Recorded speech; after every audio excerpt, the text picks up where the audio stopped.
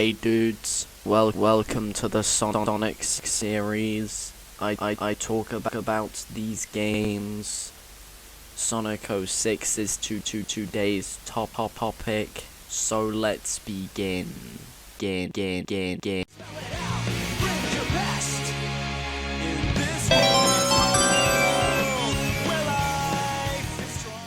Sonic the Hedgehog 2006. This has been one of the most exciting and most terrifying games in the franchise to get to for me. The public opinion on this game is all over the place these days, so no matter what I could say about it, I will end up pissing someone off. However, I've also been so interested in this game ever since I was a kid. All the YouTubers I watched back then talked about this game like it was a plague or something, thanks to all of the glitches, the story, and everything in between. Instead of making me want to stay away from it, however, this only piqued my interest more than it would otherwise. For years and years, I wanted to understand what everyone was talking about, but never could thanks to not owning an Xbox 360 or PS3. However, as I said in my Unleashed video, I recently bought an Xbox 360 for the reason of playing some games in this franchise officially. I wanted to play the version of Sonic 06 people were complaining about, the true, authentic experience, purely for no bias one way or another. Once I had finished the entire game, what were my thoughts? I actually had a decent time with it. Dare I say I even kinda liked it. Okay, there's a lot to go over here, so I don't want to waste any more time. My plan is to wibble-wobble between saying something good, then something bad about the game, as this structure will allow me to cover a wide range of topics in a consistent way. Call it a compliment sandwich, if you will. Say that again? Without further ado, let's talk about Sonic the Hedgehog 2006, arguably one of the most important games in the franchise.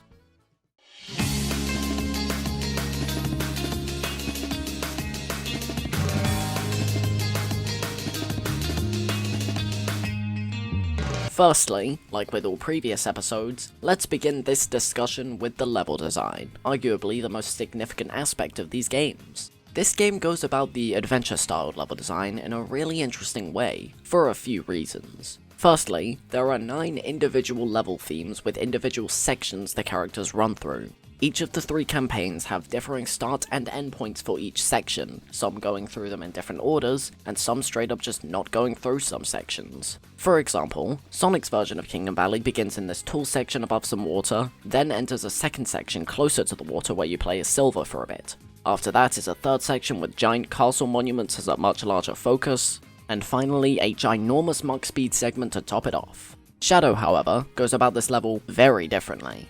He begins on a hand glider going the opposite direction to Sonic. Once that's done, a small challenge with Rouge begins in the second section from Sonic's version. You then travel around that same area as Shadow with a hover vehicle. His third section is a reversed version of Sonic's. Finally, Silver's section of the level mirrors Sonic's practically to a T, but removes the first and last section, and has a bit where you play as Sonic for the original third section. If that made literally 0 sense, I'm so sorry, that's the best way I can think to describe it. Watch AJax's video, I guess, if you want to know more. Basically, I want to focus on Sonic's versions of these levels, as they are most likely the ones you know about, barring a few exceptions. I'll talk about those exceptions when we get to the other characters, so for now, let's begin talking about some levels. Wave Ocean is Sonic's first level, and it's a pretty solid opener. The vibes are really nice, and there's a ton of unique alternate paths you can find all over the place. 06's level design is more focused on being wider, more spread out, similar to Adventure 1. This allows for much more exploration to be had, which is ideal in my opinion. At almost every turn in almost every level, you're asked to go one way or another. It's truly excellent. This level introduces these concepts quite well, whilst being a fun one to replay in its own right. This game also focuses on combat a ton too, especially in the later levels, which can be seen as a downside, but I'll go more into that when we get there.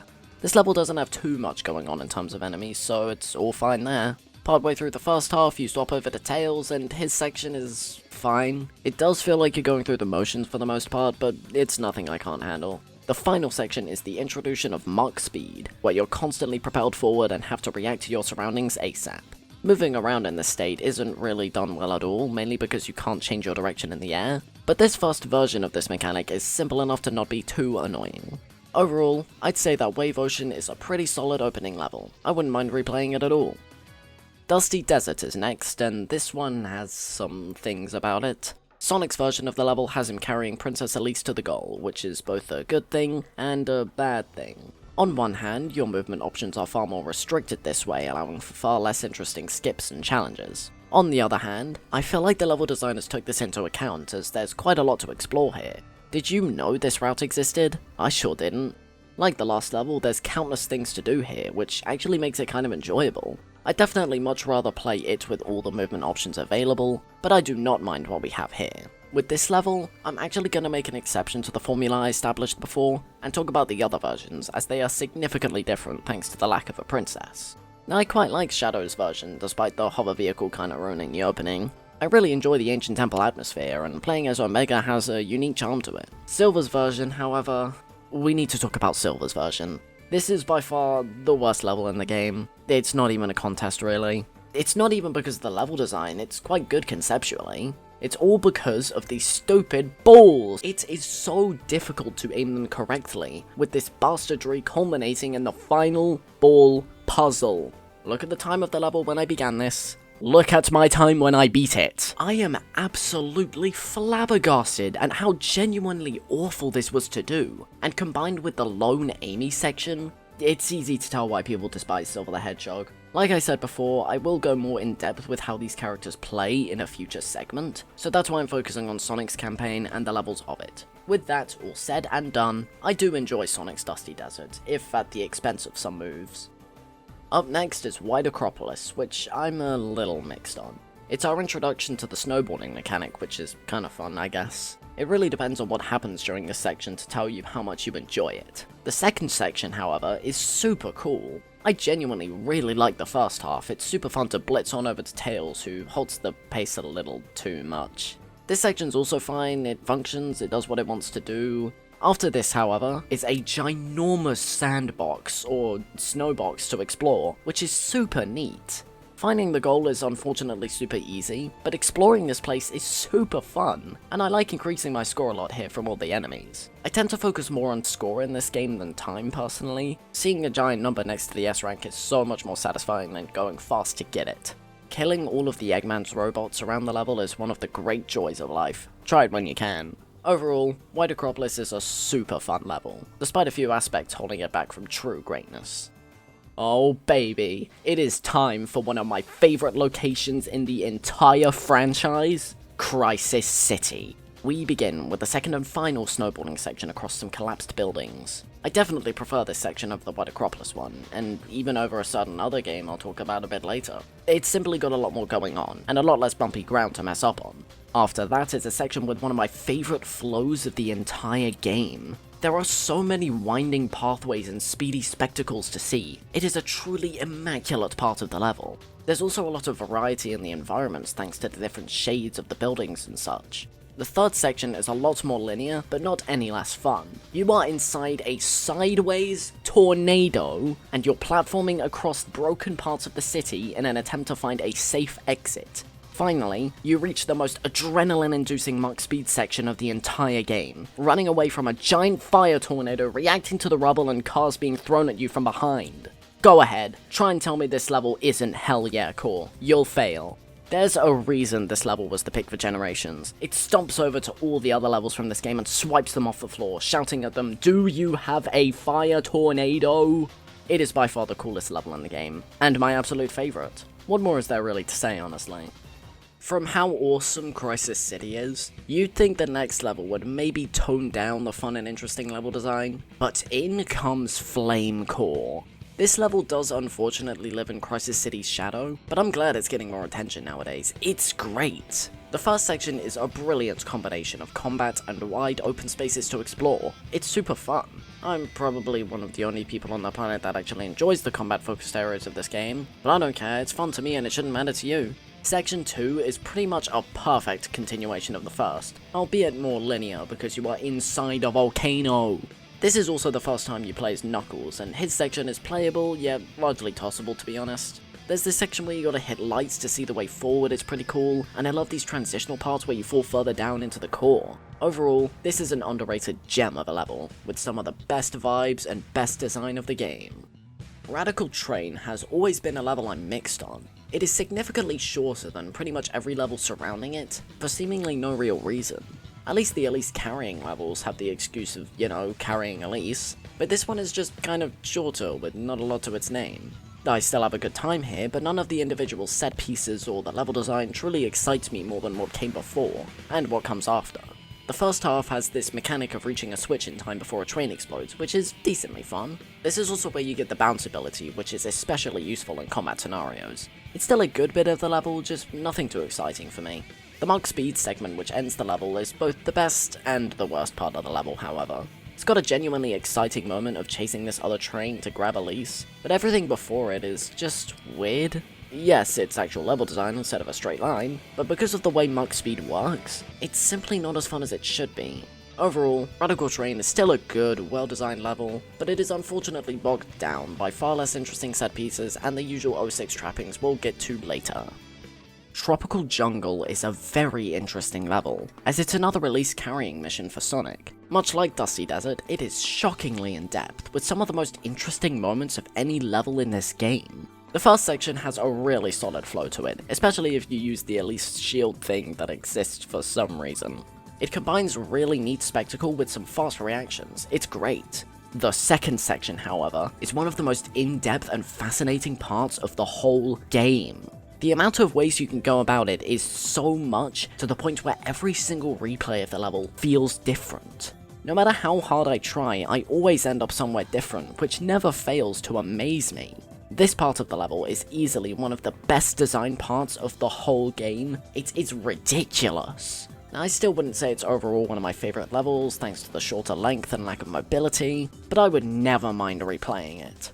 Similar to the last Elise carrying level, let's also talk about the other characters' versions of this one, as they have exclusive parts to them which Sonic doesn't explore. Shadow's version is actually a Rouge exclusive, which you can fly to the end of in a minute and a half. Silver's is much more in-depth, however, and it uses some creative ideas for its psychokinesis powers, such as swinging these logs and springing off of lily pads. I can enjoy myself here, but Sonic's version is definitely the way to go for some tropical jungle action. Oh yeah, here we get Wave Ocean, but with only tails. It's fine. Oh yeah, it is time for the other most iconic level because it was in Shadow Generations, Kingdom Valley. I already explained the structure of this level earlier as an example of how this game works, so I hope you remembered as it's time for the quiz. Section 1 is easily the best part of the level. It almost reaches tropical jungle levels of openness. Just like that part, I'm always finding new things here, it's truly brilliant. Part 2 introduces Silver and we'll talk about him eventually. This part is tolerable though, at least once you know the buttons. Part 3 is more linear than Part 1, but it focuses a lot more on awesome set pieces, such as breaking through the stained glass windows, running up and down the buildings, and awesome rail grinds. We've also got these staircases that break apart if stood on for too long, so be sharp. Outside of Silver's section, this is where the level focuses on combat the most, so it can be a turn off for some. As I said earlier though, I like combat, so it's good for me. Finally, the last Mark Speed segment of the game is a straight line, much like Crisis Cities, but that leaves a lot less room for error, unlike Radical Trains, so I like this one. The environmental design is by far its best aspect, however, looking like Sonic just parted the Red Sea. This is easily one of my favourite visuals in the game, and I'm so glad Shadow Generations was able to give it the love it deserves. In conclusion, Kingdom Valley is a fantastic level, and one of the best in the game. I feel like I didn't fully exaggerate just how well this level is designed, especially that first part, man. It's truly magnificent. However, there is still one level to go, and my thoughts on it are 100% controversial. As if everything I've already said isn't. Aquatic Base is either a good or a bad level, depending on your thoughts on the combat. This is easily the most combat-focused level, probably because it all takes place in a secluded laboratory underwater. Like I've said many times in this video, I actually really enjoy the way Sonic's combat feels and works, so this level really appealed to me, especially on a first playthrough. I coined it my favourite in the game then, mainly because of the final third having such a good combat flow. There are problems, however, the first one being the metal bubble things. Controlling them is a pain, especially in Silver's version. Here it's still bad, but it appears very briefly, so it's possible to look past it. Secondly, the other character segments aren't that good and memorable, especially Knuckles'. You can finish that one in 30 seconds and never look back. Finally, there's a lot of repeating rooms to the point where you can lose track of everything. It's easy to understand why they did this, but it leads to a lot of the level blending in with itself, especially on Shadow's and Silver's side of things. After replaying all these levels, these problems did weigh down my feelings on Aquatic base. Nevertheless, the final third is still one of the most satisfying flows of the game, especially if you use the bounce for combat. There is something quite exhilarating about it, and I'm not sure what it is. Overall, Aquatic base is a pretty solid final level, despite having some glaring issues here and there. There we have it, JDs and gentlemen and everyone in between. That is all of Sonic's versions of the levels in Sonic 06, plus a few of the other campaign's versions for good measure. I genuinely really enjoy a lot of these, and tend to have more fun in them than I don't. Not only that, but there are some super interesting designs which are unlike anything else in the franchise, like Tropical Jungle's final part or Kingdom Valley's first part.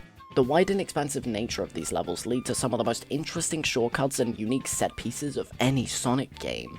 With all of this positivity about the level design said, what was it that people hated back when the game came out and years later? If it's not the levels, then there's really only one other thing it could be, and that's...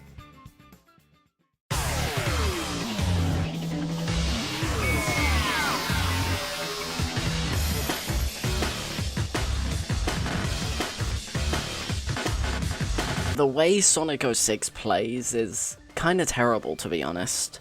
To be more specific, the controls are both better than you'd expect, and worse. What I mean by this is that from all the stuff people have said about the controls, I expected to be messing up all over the place. Walking off ledges, misjudging jumps, and overall not having a good sense of direction. However, I honestly do not believe the basic actions are the problem here. It is possible to figure out how far your homing attack goes, how you build up speed from a standstill, and how quickly you can change direction. It is still very possible to mess up here and there, which is a major problem, but by the end of the game, I felt like I understood how the characters controlled. What is a problem is the fact that half of the supporting cast straight up sucks. What I just said about the controls really only applies to Sonic, honestly. Everyone else has their own host of issues with how they control, which we'll rapid fire through now. Tails' dummy ring bomb attack has zero animation in the air, can lag the game, and has immense end lag when done on the ground. Knuckles' hitboxes for his ground combo are not communicated well at all, and his pile driver air attack is fascinatingly awful. Both Rouge and Knuckles have a chance to be stuck on the wall they are attached to, but it seems way worse for Rouge. Also, her attacks have visceral end lag. Omega is pretty slow, but there's not really much else to complain about. Blaze is actually quite good, having fast speed like Sonic and a homing attack. Don't try her spinning ground attack though, it practically has no hitbox. Finally, Amy sucks ass. A miserable double jump killing all momentum, a slow as hell hammer attack, and she can turn invisible for some reason. Every time you switch to someone else in Shadow's campaign, and that one time in Silver's for Amy, the game becomes significantly less fun, bringing the pace to a screeching halt. The characters I can tolerate are Tails, Knuckles, Omega, and Blaze, because either their sections are short, or they might be a nice change of pace. Rouge is different because I don't like her section's designs that much, and Amy is Amy, so yeah. I still haven't talked about the other two main hedgehogs yet, so let's get into them. I've already gone in depth about how Sonic is quite fun despite its roughness, and Shadow naturally takes a lot of that with him. He tends to play similarly, if not the same as Sonic in the games he's in, so he naturally keeps a lot of the fun Sonic already houses. However, Shadow's levels tend to be more combat focused, which is actually a bad thing here. You see, Shadow fights enemies by beating the shit out of them, which you can do by mashing the attack button. For the first few levels, this was fine for me, but later on, it started to get quite tedious, especially paired with his slower move speed and strange animation. All he really has to his name is a longer homing attack range, and the Chaos meter, which is actually pretty cool. You build this meter up in the bottom right of the screen to a certain level to power up Shadow's abilities, whilst also giving him new ones. This generally makes combat encounters easier, despite messing up here and there due to the game's jank. I personally don't think this makes up for everything else, however, so I still believe Shadow ultimately plays like a worse Sonic for me. And now, on to the most interesting of the three. Silver kinda sucks, honestly. Not himself, he's awesome, but I really started to turn my brain off in the latter half of his campaign. He is by far the slowest of our main cast in both maneuvering and combat. He can't homing attack, so he uses various objects around the environment to throw at enemies with his psychokinesis. This isn't as obviously boring as something like Shadow's combat, but trust me, the novelty wears off fairly quickly. It doesn't help that the objects you pick up can get caught on one another, and using an explosive will most likely get rid of your entire stack. One thing I do enjoy about Silver's levels, however, is the amount of unique uses for these glowing spots. Usually they just place a few floating blocks here and there, but levels like Tropical Jungle and Flame-Core have some neat uses for these. It's quite good. Later on in this campaign, you unlock a slam ability, stunning enemies in a radius around you. This lets you pick them up to throw at others, or release in an instant. This makes combat both better and worse, as the jank of the box method is gone, but the tedium is largely the same, just with a different move. Movement is fine for the most part. I actually enjoy floating around the place, especially with the stalling method. But it's nothing too special and becomes pretty mundane after a while. Overall, Silver is a character which I don't hate playing as, but I'm absolutely begging for more blaze action whenever I'm using him. That is all of the characters. I would say that despite the clear problems a lot of these characters have, I do ultimately have more fun than I don't in this game. The levels aren't a big problem, the characters are for the most part tolerable. What truly is the thing that stops people from having heaps of fun, including me? Well, allow me to introduce the most iconic aspect of the game that truly solidified its reputation as one of the worst ever made: glitches. I swear to God, most of my deaths in this game came from it failing to piece itself together and bursting at the seams. You'll just be having a great time, blasting through Wave Ocean, and then out of nowhere you'll fall off a scripted ramp just because the game is like that. It'll be funny at first, but the more it happens, the more infuriating it gets, to the point of potentially breaking you. It is shockingly often how a death will not feel like your fault. It is truly something you have to experience yourself. It almost feels like a part of the game design at points. You have to learn what works and what doesn't from a coding standpoint just so you can get an S rank in some cases. The small glitches are truly what makes this game significantly weaker than it so easily could be. But what if I told you?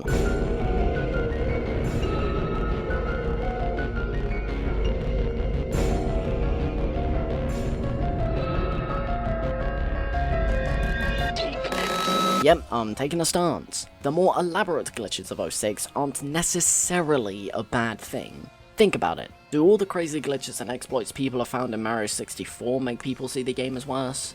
No, they gain more appreciation and make 4-hour-long videos. I love you, Panon. Whilst the small things can and do get annoying with time in the game, going through Sonic's campaign with knowledge of some of the exploits you can do is insanely fun. For instance, take the Silver boss fight. If you can get Silver to throw you at a certain corner at just the right angle, you can clip through this invisible wall and explore Soleanna Town completely barren. This is great. I love this. And there's more. Doing a kick on certain boxes in just the right position, or raise them in the air for some reason, indefinitely. You can keep going up, past the skybox if you really wanted to. Both of these glitches, and so many more, don't make me think less of the game. They in fact make me think higher of it. I love doing these for the sheer fact that you can. This doesn't even take into account the smaller yet still hilarious things that can be done, such as stopping midway on a loop to casually stand upside down, or breaking a box to see the lemons get launched across the stratosphere. How about going the opposite way in White Acropolis' snowboarding segment, or faintly hearing your companions die off screen because they fell down a pit? Maybe you're a fan of the gem glitches, or perhaps the animation looking kinda stupid here and there. There's a humorous glitch for everyone here, and whilst they are overall a negative in terms of objective quality, they are some of the biggest positives when talking about how much I enjoy the game. Sometimes a rough presentation and overall stableness of the game still makes that game enjoyable, but in a different way from what the developers intend. I love the animated cutscenes in Mega Man 8 and X4, not because they convey the story well, but because they are ironically hilarious thanks to the miserable voice acting. Sonic 06 is the same in that regard, but I enjoy it because of how broken and buggy it is. If you want to play through this game, I think the best way would be by gathering some friends in a call or something, and playing through Sonic's campaign with at least some knowledge of the broken glitches to show off. You'll probably have a great time with it that way. Well, I don't really have a lot to say in this regard, so let's get back to the usual structure of these videos.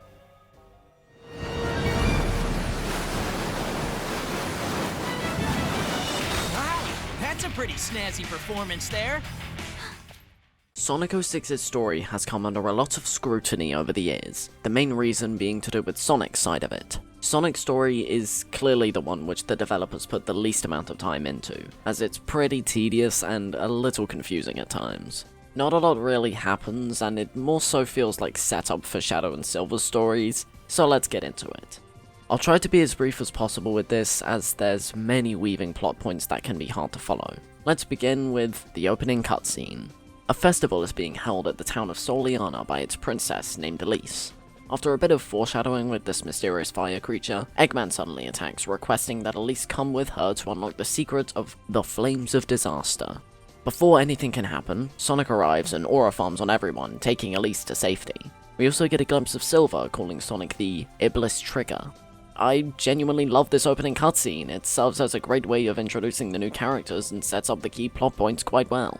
Unfortunately, the aura farming wasn't enough, as Eggman takes Elise from Sonic in the literal next cutscene. She manages to throw Sonic the emerald she had, thankfully, beginning the game as a whole. Pretty much the entire rest of the story is Sonic saving Elise, Eggman taking her away, rinse and repeat, until he dies. I really wish there was more to it, but that is genuinely what it is. All we see from the other characters is Silver attempting to kill Sonic at 2 points, eventually joining his side before Kingdom Valley, and helping him go back in time to save Elise. That's right, this game has time travel, and it's very confusing how it works. It begins after White Acropolis, where Eggman takes the Sonic heroes 200 years into the future. It is a chaotic, dystopian version of Soleanna, and Shadow and Rouge just so happens to be there too. They formulate a plan to find 2 Chaos Emeralds to travel back in time with. The Sonic team finds out in this time that Elise will die 2 days after their own time, leading to the world becoming what it is now. I mean, 200 years from now. See how this is confusing? Anyways, they find the emeralds, fight a version of Iblis, and go back, except for Shadow, but we'll talk about that soon.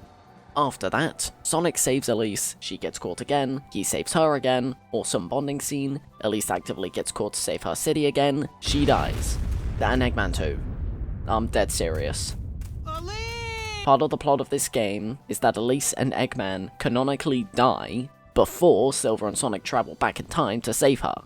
But wait, does this mean there are 2 Sonics running about now? Do Tails and Knuckles understand what just went on? They go to Aquatic base with Sonic, so did he tell them about the future, or do they just know? My brain is genuinely convulsing attempting to understand this. This is why Sonic's story is kinda dumb. Well, that paired with the implications of the bond between Sonic and Elise that I refuse to elaborate on, makes this story clearly one of the reasons why this game gained the reputation it got so quickly. Anyways, after Aquatic Base, we get this awesome cutscene of Sonic rushing as fast as he can to safety, where he just barely makes it thanks to the impact of an explosion. Eggman's fate is never explained though, he probably just died or something. That's it though, Sonic's story is done. I really wish there were more things to talk about, but it really is just a wild goose chase that ends in a way that it has at least 2 times already. The only thing I think I really enjoy about this is the way Sonic is characterized. He keeps his cocky yet determined personality established in Adventure 1 and 2, and it works just as well here. This was also the first game with Sonic as the main character to have Jason Griffith voice him, and I think he did a pretty good job. There are a few strange line deliveries here and there, and his laugh at the end is the goofiest shit ever. But it's still great. Sonic's personality is what keeps me entertained throughout the whole story, to be honest. At least when Elise isn't around. She's a pretty blank slate of a character, not really having any significant personality traits to herself. Eggman is fine, Tails is fine, Knuckles is whatever. It's mid at best, annoying at worst. With that said though, there's a reason why I only focused on Sonic's story here, and that is because...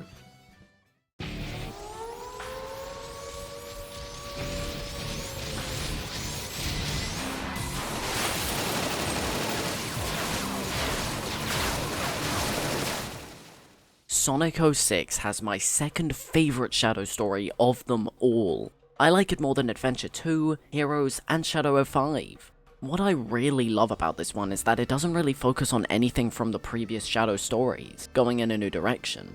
Instead of the 80th story about Shadow's past with Maria, we get a Shadow who's completed his arc, utilizing the lessons he learned in new ways. We also get a perfect foil to Shadow, representing a past version of himself, but we'll get to him later. For now, let's actually go through the story beats together, as there's a lot to go over. We begin with Shadow tearing down a huge group of Eggman's robots, before a mission briefing with Gun. He works for them in this game, but it isn't really a super significant thing here, because of the stuff that goes on. It seems he's gone to White Acropolis to rescue Rouge, which he manages to do so by the end of the level. Her mission was to find and collect this weird scepter thingy, which Shadow's not super interested in. They beat a boss and eventually make their way to Kingdom Valley, the extraction point. Rouge mentions an accident that happened here 10 years ago, causing the place to go kaput, thanks to a science experiment called the Solaris Project. Eggman then barges into the scene, asking for the Scepter of Darkness that Rouge holds. After a little combat, the scepter falls to the ground, causing a wave of darkness to appear, and with it... I feel like Mephiles, even Omega, we see me even weaponless. Mephiles is my favorite villain in the entire Sonic franchise. Every scene with him in this game brings such a menacing, unnerving aura, partially thanks to his fantastic theme, but also because of his movements and voice acting. Dan Green did a fantastic job of making this character as creepy as he should be. This reveal of him is practically perfect. Eggman flies away as if he's terrified of what's to come. The Dark Cloud destroys all the robots surrounding our protagonists in one fell swoop. And that damn reveal. Oh, how ironic fate can be. I would never have believed I would be resurrected through your shade. I thank you, Shadow the Hedgehog. He slowly walks up to Shadow like a zombie, getting up close and personal, and shows his immense powers right out of the gate, transporting Rouge and Shadow 200 years into the future. There are a few controversial aspects of the character we'll talk about later on, but we've got to talk about some other things in this scene. Mephiles knows Shadow, Shadow doesn't know Mephiles. Mephiles clearly takes the form of Shadow thanks to stealing his Shadow. At this point, we follow similar story beats to Sonic's, as this is where we meet up with him. After Crisis City, however, we meet up with a broken down Omega, which is a pretty important detail that will be brought up later. Once Shadow and Sonic create a time portal to Flame-Core, Shadow doesn't go back. Instead, Mephiles appears behind him, to which Shadow follows. Rouge is worried about him, however, so she goes on a journey separate from her gunwork to contact Omega in the current time. Once met, she gives him a Chaos Emerald to deliver to Shadow in the future. This story beat's a bit fuzzy for me. Does the current Omega travel to the future to help, or does the Omega we see in Crisis City wake up to run to Shadow? I assume it's the latter, but it ultimately doesn't matter too much. Anyways, the Aura God returns, and tells Shadow about what happens to him in the future. Shadow gets sealed away after the world gets consumed by Iblis. Humanity becomes scared of the power Shadow holds, and uses the Iblis situation as an excuse to hunt him down. Mephiles uses this fact to attempt to convince Shadow to join him, to take revenge on humanity for what they will do. Sound familiar? Yeah, Shadow doesn't take this bait because... I determine my own destiny. Mephiles then locks in and reveals his true form, and a fight ensues. Unfortunately, Shadow can't do much on his own, which is where Omega comes in to save the day. He absolutely rails Mephiles with his guns, causing him to flee for now. Our two heroes follow him into this time portal, only to be left back at Soleanna Town. This whole sequence is fantastic, showing how Mephiles attempts to take control of situations, Shadow's resolve to fight for what he believes in, and of course, Mephiles' awesome true form. This is only the beginning of the awesome story beats too, so strap yourselves in. Shadow eventually decides to go to Eggman to ask about what the hell is going on alone. Who's Mephiles? Why does he know Shadow? Stuff like that. This leads to Radical Train, where once Shadow catches up to Eggman, he finally gets answers. Kind of. All we really get is that Mephiles is linked to the events of the Solaris Project 10 years ago. Eggman says to bring Mephiles to him and he'll tell everything he knows, but that doesn't really go anywhere, and it doesn't really matter, so yeah.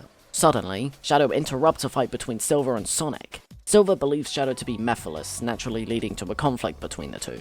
Once Shadow wins, then he dropkicks Silver with maximum aura. Chaos control! They accidentally end up chaos controlling at the same time, opening up a time portal to the past. Shadow gets what's going on with Silver and Mephiles, but we'll get to that when the time comes. What's important now is that we get answers as to what Mephiles truly is. The Duke of Soleanna is experimenting on the sun god Solaris, when a massive explosion happens right when Elise, his daughter, arrives onto the scene. This incident caused Solaris to split into two, the bronze being turned into Iblis, and the brains transforming into Mephiles. Both hedgehogs go after the entity they know more about, and we'll focus on Shadow's side for now. The Duke of Soleanna manages to give Shadow the Scepter of Darkness, which allows Shadow to seal Mephiles away once he reaches him. This, obviously, causes a time loop. Shadow meets Mephiles in Kingdom Valley, goes back in time to seal him away in the past, allowing Mephiles to know who he is, rinse and repeat. With Shadow's understanding and Silver's newly founded purpose, they go back to the future, with Shadow appearing right beside Rouge. He tells her to basically find a way to create a new Scepter of Darkness, and the two move on to Omega's fighting Mephiles! Agent Shadow, E123 Omega has engaged Mephiles. Head to the Wave Ocean, head to Wave Ocean immediately. Agent Shadow. Okay, this line is both so hilarious to me and so depressing at the same time, man. Sorry to get you out of the story loop for a bit, but I needed to mention this part. It really goes to show how rushed the game truly was. Anyways, I do quite like the concepts laid out here. It's really well done. My only problems are that because of the 0 rules established for time travel here, it's not super easy to understand what's going on at first glance. This is probably the weakest part of both Shadow's and Silver's storylines for that reason alone. Back to the groove of recapping, Omega is absolutely annihilating Mephiles in Wave Ocean, just completely bodying him. Before Mephiles leaves though, he mentions that Omega is the person to seal Shadow away in the future. This pisses off the robot a ton, leading to a barrage of bullets that is just hilarious.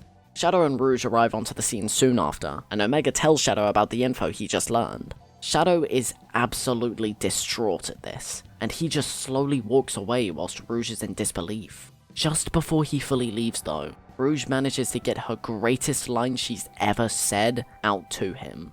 Even if you believe everyone in the world will be against you, know that I'll always remain by your side. Remember that. Mephiles managed to get into Shadow and Omega's heads, but not Rouge's. These words rekindle Shadow's confidence in his friends, allowing him to take the battle to Mephiles' own lair. Shadow realizes that he can't do this on his own. His unlikely trio of friends have given him the strength he needs to keep going, ending one of the best scenes in the whole game. It perfectly shows Rouge's character development since Adventure 2, while setting up the endgame fantastically. Speaking of that endgame, we end up in Dusty Desert, where a few words of confidence lead us to Mephiles' lair. He managed to get a Chaos Emerald, exclaiming that the trio are too late.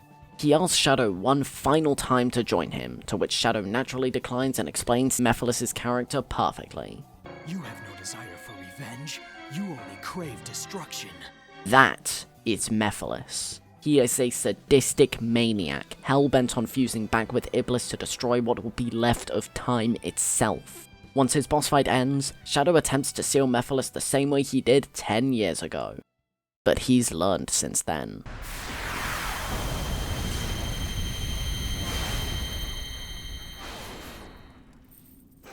It's destroyed!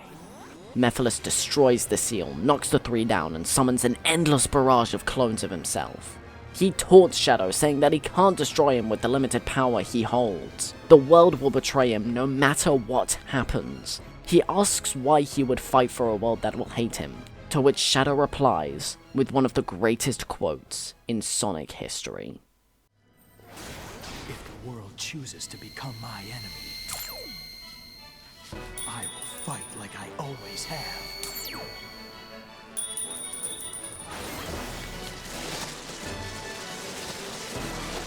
With his inhibitor rings off, he barrels through a large sea of clones, ending Shadow's story.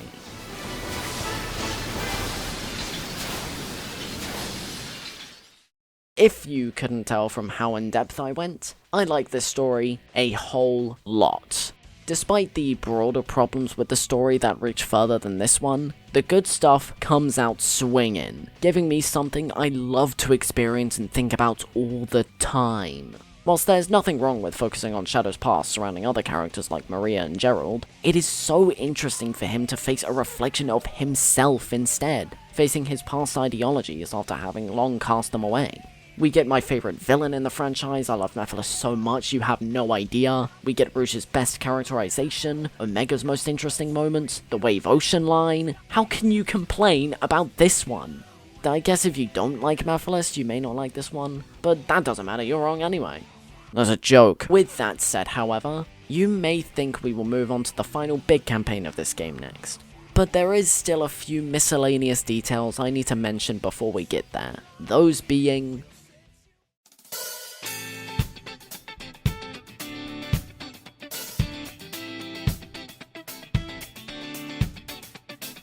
Yeah, this part of the video is mixed because I'm talking about a lot of varying things with varying opinions I have on those things.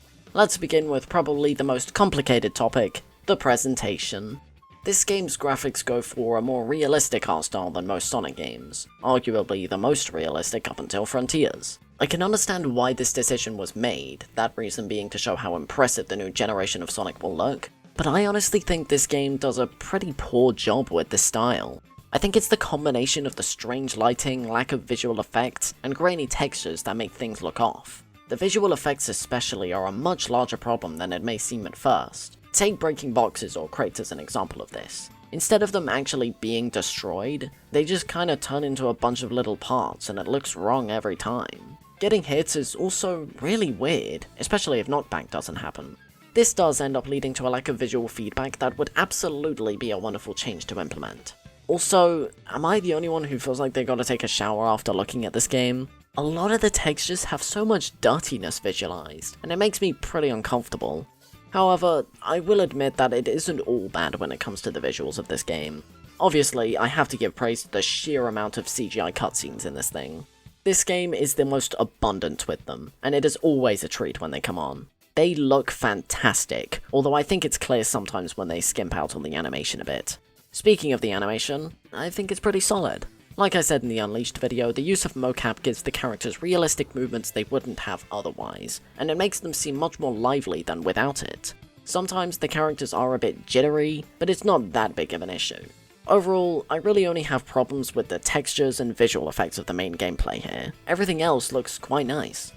One thing I definitely do not like, however, is the bosses. A few of them are fine, but most consist of waiting for minutes on end, waiting for the attack opportunity. The worst ones are Sonic's final boss and the first Iblis fight you do in Sonic and Shadows campaigns after Flame Core. Those ones are a drag, and one death means going right back to the beginning. Some of the nicer bosses are the Mephiles fights and the playable character fights. Yes, including Silver in Soleanna Town. If you spend more than 10 seconds in that fight, you can figure it out instead of flailing around for minutes listening to It's no use! It's no use! It's no use! It's no use! Love that line, by the way. But yeah, I'd rather do Path of Pain 5 times in a row before fighting all these boss fights again. I'm serious, I beat that thing in 25 minutes, I could do that. Throughout the story mode of the game, there are parts where you explore a selection of hub worlds, and they are massive! How did they manage to make them so big? Something like the Soleanna Forest is honestly quite the chore to explore because it's just so big. I do like the attempt to bring back the hub worlds from Adventure 1, however. They were sorely missed. There's quite a lot to do in these too, the main thing being these town missions, essentially side quests. They're not really too special, all things considered, but it's nice to have them. It brings a stronger sense of community to the world of Sonic 06, it's nice. Some of them are required for story progression though, like this one where you've got to guess who's the person you're looking for. It's the guy who started the quest. There's also this one where you've got to choose who you'd rather bone. That's hardly even an exaggeration, it's called the Test of Love. The correct answer's Elise, by the way, because of course it is. Again, passable filler content that's strongly overshadowed by the actual levels. One significant thing you can do in these hub worlds is buy stuff from the shop scattered around. Some upgrades you can buy are required, like the Lightspeed Dash for Sonic and Shadow, but there are some optional ones like these Power Gems for Sonic. I'm not exaggerating when I tell you that some of these tear the game wide open, even in more ways than you already could before. The purple gem, for instance, is only supposed to make you smaller, but it actually gives you infinite jumps in the air. Why does it do this? It's Sonic 06, there is no answer. This, obviously, trivializes any platforming segment going forward. I didn't actually buy any of these gems on my first playthrough, mainly because I just wanted to play the levels on their own and the game never tells you of the existence of these upgrades. But oh well. If you're giving up on playing the game, buy one of these to finish it off quickly. Hello there, Editing Marcor here. I forgot to mention the load times.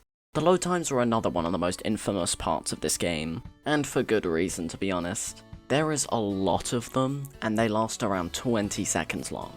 To be honest though, I don't think they really were as terrible as people say they are. They have definitely been exaggerated way too far, because I originally expected them to be around like a minute long, which would have been insane. Thankfully though, they are not, which makes me very happy. The only time where they really got in the way was when doing a town mission that was required. It's because they have to load in each individual part of the mission, even when you're just talking to the NPC learning about what you need to do. At those points it really did blow, especially if you failed the town mission. This one before Kingdom Valley was especially egregious. That's about it though, back to the main video. That is about everything else I feel is necessary to mention. Any other aspects of the game I haven't mentioned yet will be talked about later in their own sections. Like I said, this was a pretty mixed part of the vid. Some good, some bad. With all that said, however, it is time to get to a somewhat hot take of mine.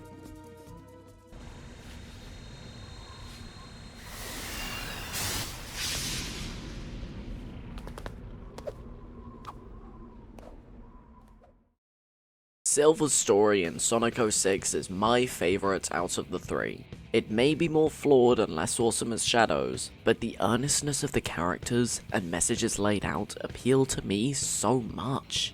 Throughout both campaigns, the mystery of this new hedgehog is built upon more and more. Why is he trying to kill Sonic? Why is he working with Mephiles? Why does he help out in Kingdom Valley? All of these questions and more are answered in this story, so strap in. Silver lives 200 years in the future of Sonic and Shadow's stories, where he is constantly fighting off the flames of Iblis, unable to truly destroy this monstrous creature. He is joined by Blaze in this fight, who acts as sort of an older sister figure to the young hedgehog. She leads him in the right direction, and attempts to cheer him up when he's down. After yet another tough fight with the monstrous Iblis, Silver starts crashing out about how this fight will never end. He is desperate to find a solution, no matter what it will take, when all of a sudden, a mysterious, time-warping entity appears before the two. He suggests finding the person who started this catastrophe, and takes them to his house for more information. To find this mysterious person, both Silver and Blaze must travel to the past to defeat a person only named the Iblis Trigger. He shows them a vision of who this person looks like through a Chaos Emerald, and they look strangely familiar to us. Well, ain't no time like the present, or past, or future. Let's go kill that dude. Ah! Some people already have problems right out of the gate here. Why does Silver believe this obviously evil dude? Why is Mephiles even putting Silver against Sonic when he could just kill him himself? Why does he even need to kill Sonic when he could just kill Elise to awaken Iblis? Well, let me explain this, as this is fairly simple to understand once you actually think about it. Firstly, I want you to put yourself in Silver's shoes for a second. Imagine you're a 14-year-old fighting this giga-sized fiery beast for God knows how long, knowing that it's a fruitless endeavor. The only thing keeping you from stopping is your drive to do the right thing. Then, all of a sudden, this dude pops up out of nowhere, explains how he knows how to defeat this beast, shows you a vision through a mystical gem, and manages to transport you back in time like he says he can? There's no way you wouldn't believe this dude, especially at that age. Silver's literally 14 years old, I'm not lying. The other two questions I can answer fairly easily. Mephiles doesn't kill Sonic himself at first purely because he wants to see people suffer.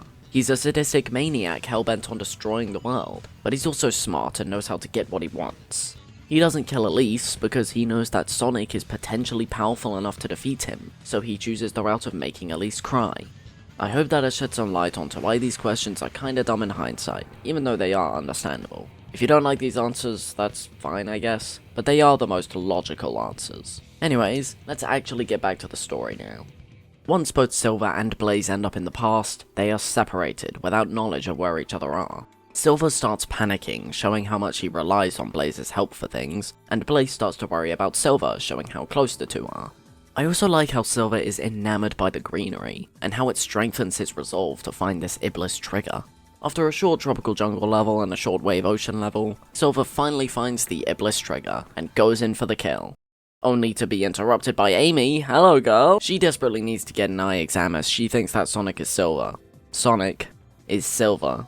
Man, she really is a dumbass. It's not all terrible though, as Silver decides to help Amy find Sonic, without the knowledge of him being the Iblis trigger. I'm sure this won't come back to bite them two in the ass later.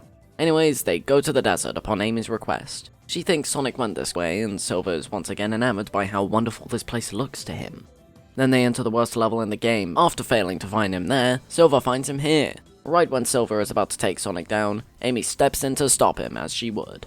They then have a conversation consisting of Amy refusing to believe that Sonic would destroy the world, even going as far as to say that she would choose Sonic over the entire world. A bit of a bold, rash statement, but it manages to get to Silver. He starts to question whether or not killing someone to save the world is a good thing. Blaze finally finds him, by the way, getting him back on his feet to continue his mission. This is a genuinely interesting conversation, by the way. I respect Blaze's take on it. Whether it's right or wrong, I can't really say. But what I do know is, if we don't take this chance, the future will remain exactly as it is. Silver then decides to go to Eggman's base to gather more info about Sonic. All that happens in Acropolis is that Silver finds a Chaos Emerald. That's that. Silver and Blaze manage to find Mephiles, and Silver asks a few questions about what's really going on. Mephiles manages to dodge the questions he asks, however, and gaslights, gatekeeps, and girlbosses Silver even more. He also states that Sonic's at the train station and does a little dance. Once he gets there, he's ready for an all-out brawl, but Shadow appears to save the day. Silver thinks he's Mephiles at first because they look so similar. This part of the game follows the same stuff that Shadows did at this point, but from Silver's side. Firstly, Silver sees Mephiles crawl out of the burnt Solaris body alongside Iblis, leading to the natural conclusion that he's not very nice. We also get more information as to how Iblis works. If Elise dies or cries, Iblis is unleashed, and creates the disaster we see in Crisis City. Elise's father seals Iblis inside of her utilizing a Chaos Emerald. They both have an emotional scene where Elise's father dies with Elise herself in his arms, and Silver takes her somewhere safe, which is apparently outside of the dang facility. This, obviously, makes Silver understand what exactly must happen to cause the disaster he lives in, and he and Shadow make their way back to the present, not without Silver leaving a Chaos Emerald in the past for Elise to have. I never actually realized this until the moment of writing the script, but this may be why Elise has that vision of Silver in the opening of Sonic's story. I was always confused as to why that moment happens, as the game never really expands upon it, but I finally get it now, let's go! Sorry, that was a genuine brain blast moment, let's move on. With Silver's newfound knowledge, he tells Blaze everything, and they go on a journey to help Sonic stop Eggman from potentially releasing Iblis from Elise's body. We've come full circle now. Everything happens the same way it did before. Elise and Eggman die, Sonic's really sad, Silver suggests he goes back in time, he follows through. Silver, however, makes his way to his own time with Blaze in tow to stop Iblis in their own time. With the power of the two Chaos Emeralds, Silver plans to seal Iblis inside of himself, just like what he saw Elise's father do 210 years ago.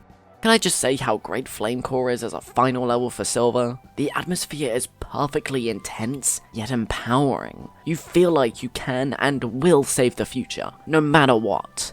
Anyways, past that level, you fight the final form of Iblis and begin the sealing process. Silver is ready to take this god into his own body, potentially sacrificing himself in the process. But he can't do it. No matter how hard he tries, his body won't accept the flames of disaster. What to do now? Blaze! I'll take Iblis. Blaze comes along. She takes Silver's place swiftly and begs for him to use Chaos Control and to seal her into a new dimension. Silver tries bargaining with her, but she demands it. He brings up his hand ready to commence the sealing, but... I can't. I wouldn't know what to do without you. He's relied on Blaze for so many things in this journey. He just can't allow himself to do this.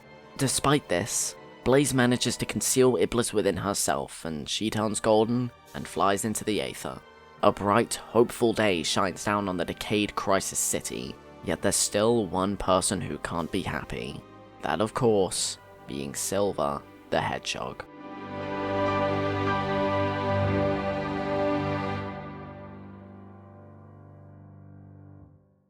What I truly love about Silver's story in this game is that it ends so bittersweet. He may have saved his own time from eternal destruction, but he lives with the pain of losing the person he grew closest to. I love how confident he is in what he does, whether it be towards the beginning, finding the Iblis trigger, or at the end when he's going to seal Iblis away himself. This is a story about how you can't change the events of the past. You have to move on and find a solution in the present. Doing that will allow you to change the events of the future for the better.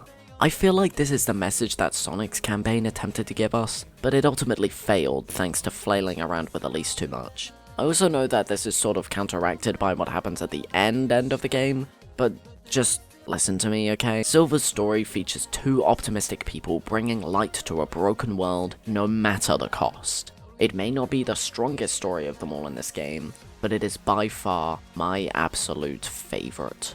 It has some of the strongest characters, some of the strongest atmosphere, and the best portrayal of the game's message out of them all. With that said, however, we are not done yet. As per usual, there is one final story capping the entire game off, and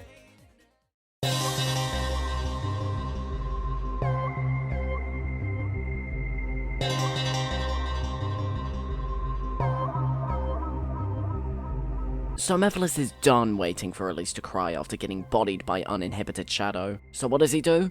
Well, he finds Sonic and her going on a nice stroll and...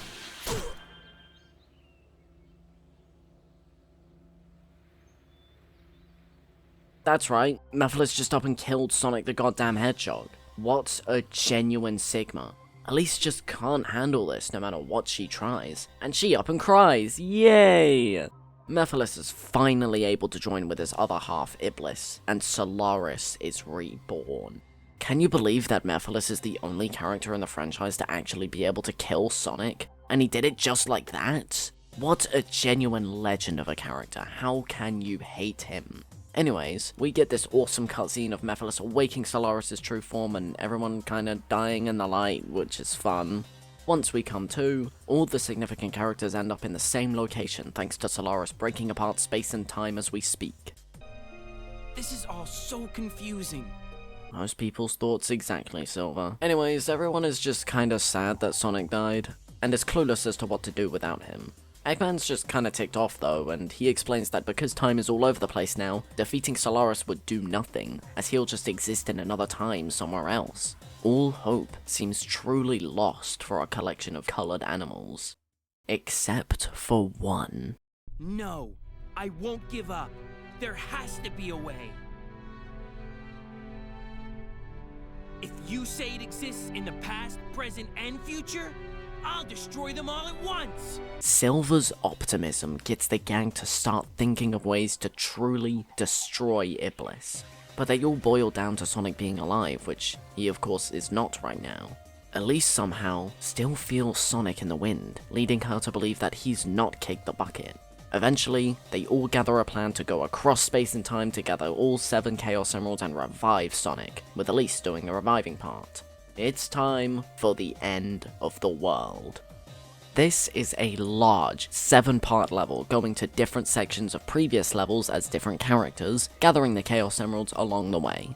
Tails begins in Crisis City and it's a fine section. It introduces the main mechanic of the level quite well and isn't too annoying to go through.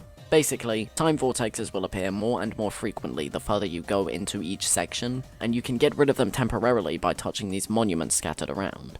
This is a really solid mechanic, but as with most things in the game, it's bogged down by how janky the game is. There's no tell for where these vortexes will appear, so you just have to pray that you don't accidentally run into any as you go. They're an insta-kill too, so it makes the entire level far more stressful than it should be. Also, every character says a variation of the line, and it's funny every time. The next section with Omega and Flame Core is also not insufferable. There's not really anything to it, it's just more Flame Core, which I can't complain about. Knuckles and Tropical Jungle is up next, and this is where the level starts to get a bit annoying. The weird uncontrollability of Knuckles' glide combined with the time vortexes sucking you in more and more powerfully makes for a pretty annoying time, to be blunt. There's no checkpoint inside of each section either, only at the beginning, so you have to do each one in one go. Silver and Dusty Desert is not nearly as bad as his level, thankfully, as it's way more platforming focused than previously. If only he was faster, then I'd actually feel the intensity of the situation a lot more. Rouge's section in Wave Ocean is terrible. Okay, this may be a bit biased because of my experience with it, but this was seriously the only thing that got me seriously riled up in this whole game. Every time I tried to follow the obvious path laid out to you, some freak accident would happen with a vortex or two, and I'd eventually get a game over, sending me back to the first section of the level. What you're supposed to do is glide across the giant pillars that are all over the place, making this part far easier. Doesn't make it any good though, and the damage to my psyche was already done, so fuck this part. Maybe a hot take, but Amy's section in White Acropolis isn't terrible. It's just bad. It's mainly because of how viscerally slow Amy is at everything, to be clear. But at least the obvious path is the one you're actually supposed to follow. Finally, Shadow section in Kingdom Valley is probably the best one, but I died to a lot of bullshit here, such as random projectiles and vortexes appearing on the platforms I'm standing on, and I have zero movement options at this point, so fuck you. It also being at the very end of the level puts so much pressure on you to finish it, and combined with no checkpoints, makes this a level I do not like. This is clearly supposed to be the game's equivalent to Canon's Core from Adventure 2, and the way the characters play really dampens the entire experience. This is, overall, an incredible concept, however, travelling across space and time to gather your last chance to change your destiny. I just wish the gameplay lived up to the concept, which is really a sentence that could be said about the whole game, honestly. We'll get to that later, but for now, we've got to talk about a scene that... let's just talk about it. Everyone gathers around with all the Chaos Emeralds in tow, ready to revive Sonic. Elise prays to the Emeralds to allow her and the others to fix her father's mistakes, and for Sonic to help them with it. Sonic has given Elise so much throughout their journey, and it is time for Elise to give Sonic something of hers. Life. Sonic, come back. To me. To us.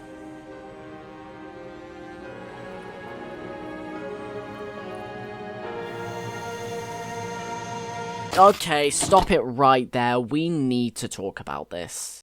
This is arguably the most iconic moment of the game for all the wrong reasons. And disregarding all of the blatantly obvious problems with this moment, would it even feel fulfilling to someone playing through this game blind? Sonic and Elise's relationship is frankly not well built up. All Sonic does with her is aura farm and tell her to smile, whilst Elise is talking about a mid-backstory and fawning all over him. There's obviously a lot of will they, won't they in the game, but I feel like the average Joe would more so just be kinda confused at it instead of emotionally invested.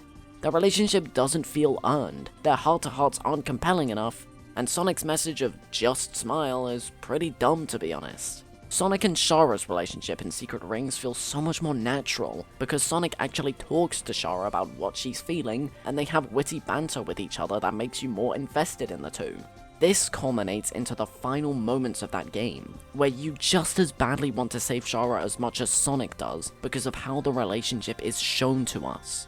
And plus, it's not a romantic relationship, so points there. Do you see what I mean? This fundamentally does not work as a climactic moment for any of the romantic plotlines, not just because of the different species of the characters, but because of the writing of the characters themselves.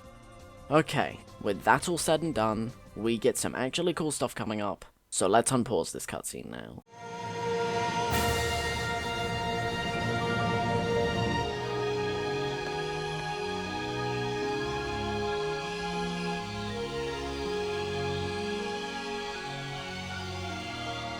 Super Sonic is reborn, and Elise can only muster a hug.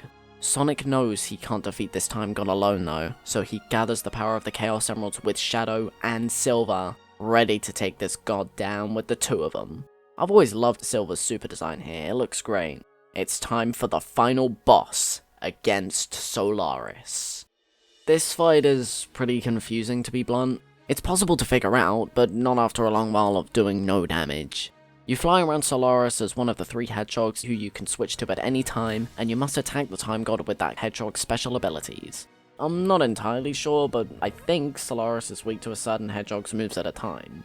For example, I can only attack him with Silver's moves at first in the first phase, but then he starts doing no damage and I have to switch to Shadow to damage him more. Honestly, it's kind of impossible to figure this thing out, especially considering the fact that there are 2 phases.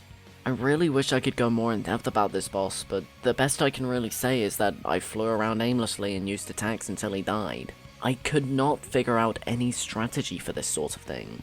Ultimately, this fight is sort of a buzzkill after transforming into Super Sonic, Super Shadow, and Super Silver, but I can't lie that the music does a ton of heavy lifting to bring up the atmosphere.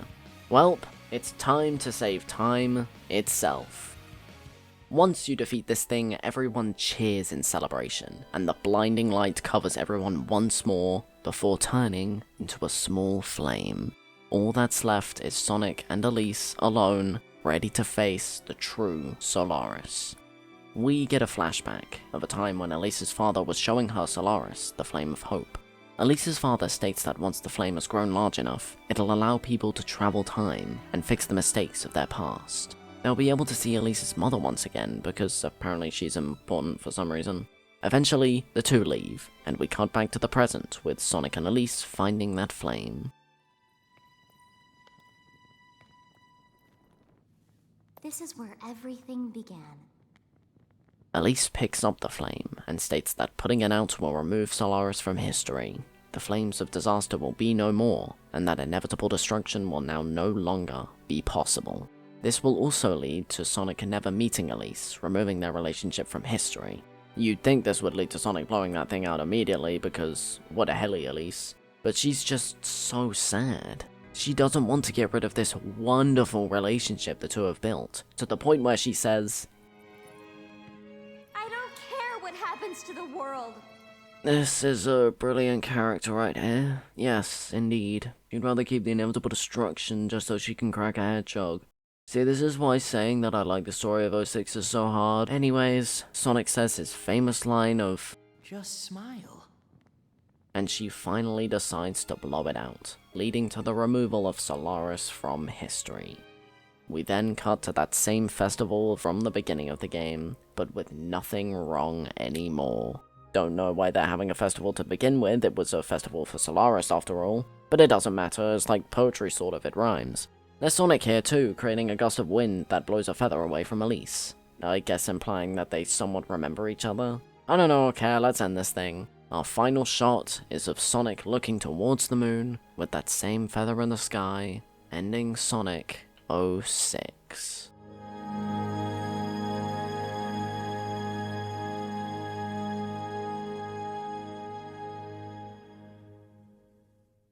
Right, so this was bad, right? Pretty much everything I stated about this section of the game was something I didn't like, so why the hell do I feel so warm and fuzzy at that last cutscene?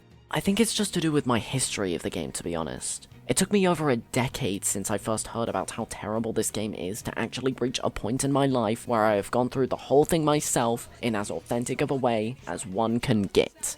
One of my childhood goals finally achieved, all thanks to sheer curiosity. Plus, I didn't just follow the same opinions as people I followed. I came up with my own opinions of every aspect of the game, and joined all those YouTubers I'm talking about with spreading the word of this game's existence. Overall, I'm a little mixed on how this game ends. On one hand, Elise X Sonic is not canon, which is ideal, but on the other hand, this both goes for and against the message of this game that I mentioned in the silver part of this video.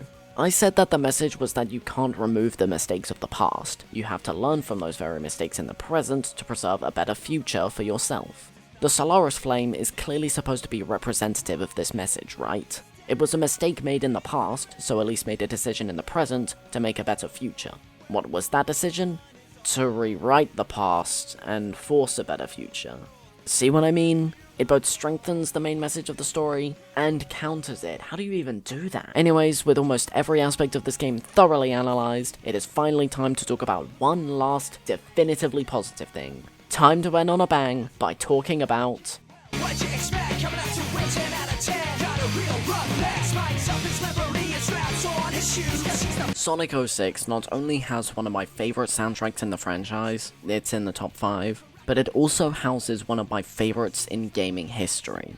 Seriously, the music does so much heavy lifting for a lot of this game's atmosphere, that without it, this game would probably be so much worse. Because there are just so many incredible songs in this game, I'll try to cover as little as possible, and I also want this video to be literally any shorter for my psyche. Let's begin. Soleanna Town is a great, chill song for the area. It makes getting lost a lot more fun.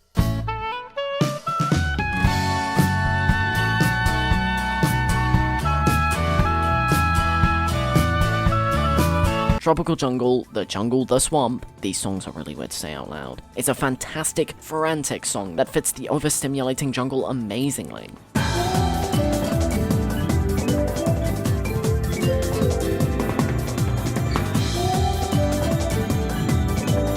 Some songs in this soundtrack include multiple versions as one, such as Kingdom Valley. All 4 versions of this track are technically the same track, just spliced up in-game for each area. The best version has got to be the Mach Speed one, of course.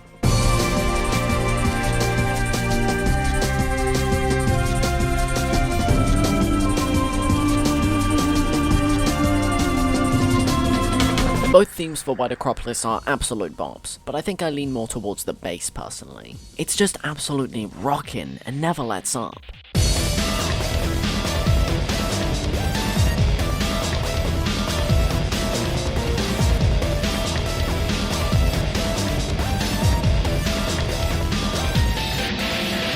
Both versions of Flame-Core are just too incredible not to mention. At first, you probably won't think too highly of them, but the more and more you listen, the more incredible they get until Volcano hits you with...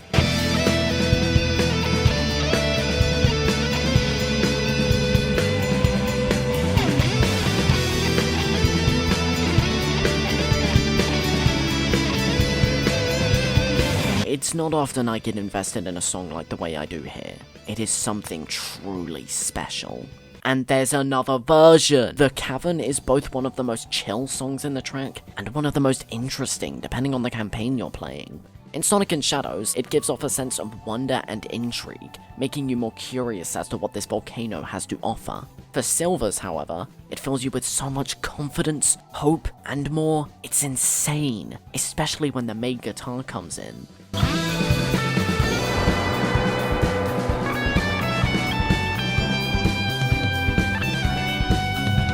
I also adore that bass that gains the focus towards the end of the song too.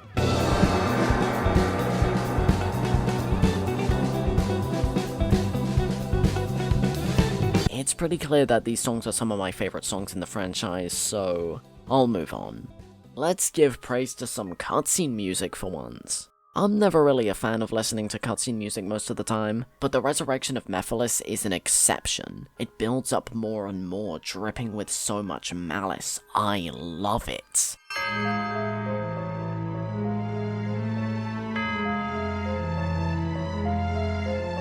Soleanna New City is another song to add to the pile of snazziest songs I've ever heard. That's a pile now, as there's been a ton, and this one does not disappoint.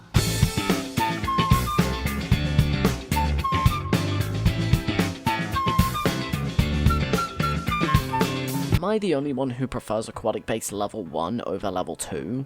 Not that that version is bad, I still love it. It's just that I prefer this version's unique atmospheric interpretation. It gives off so much intrigue to the location that eventually becomes a shockingly intense track for Shadow and Silver's campaigns.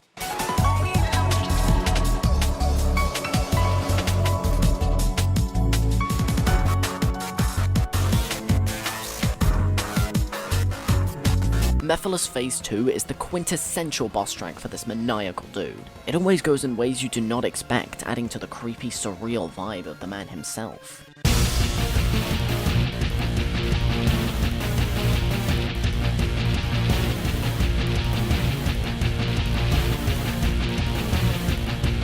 I've gone to sleep listening to the results theme of this game. It's amazing.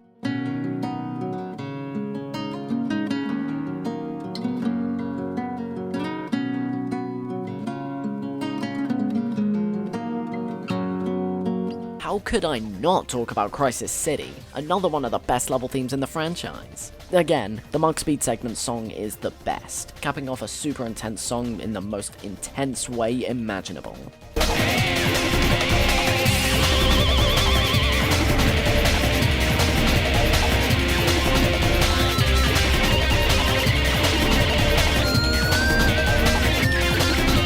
Each end of the world segment slowly builds up the main song until it becomes a chaotic mess that's still somehow understandable.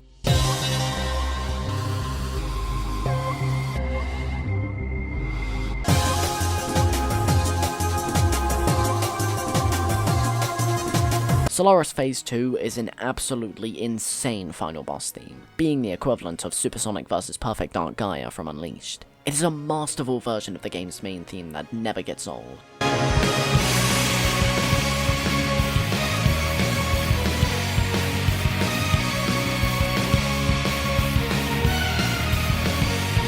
Speaking of the main themes, this game's version of All Hail Shadow is my absolute favourite.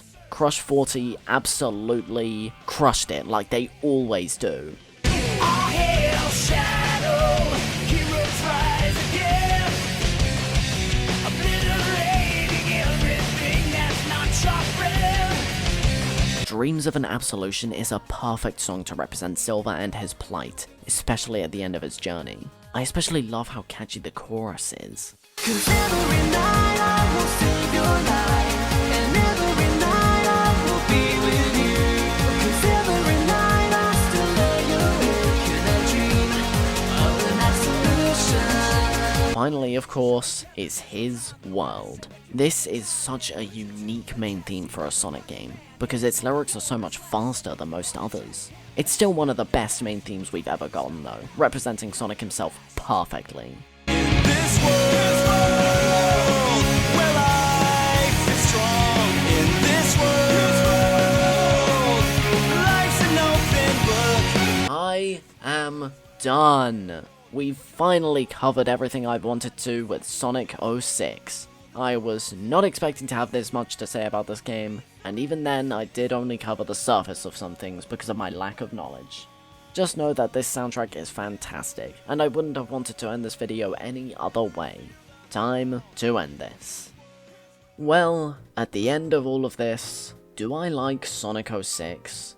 Yes. Do I think it is an undeniably good game? Hell no. There are so many issues with this game that I've mentioned to make a general consensus opinion almost impossible in the modern day. A general consensus is not what matters, however. All that matters is that I overall enjoyed my time with this one, and I am content. If only there was a way to play a version of this game without any glitches, so we could see the true potential of this game had in action. What if there was a project from a team of fans for Sonic 06, you know? Like something of a Project 06. Say that again? I've deliberately avoided talking about the project in the room because I wanted this to be a discussion on the original game only, but I can't deny that this fan game may have influenced some of my opinions, mainly on the level design. This thing would straight up be in the spot below Unleashed if it were an official project. It is that genuinely good. I simply couldn't make this video without at least mentioning Project 06, so there you go, it's peak, play it right now, it's free. With everything said and done now, though, I think it's time I said my goodbyes to this game now. We've still got tons more games to talk about, and I want to waste no time in getting to them. See you in the next one, goodbye.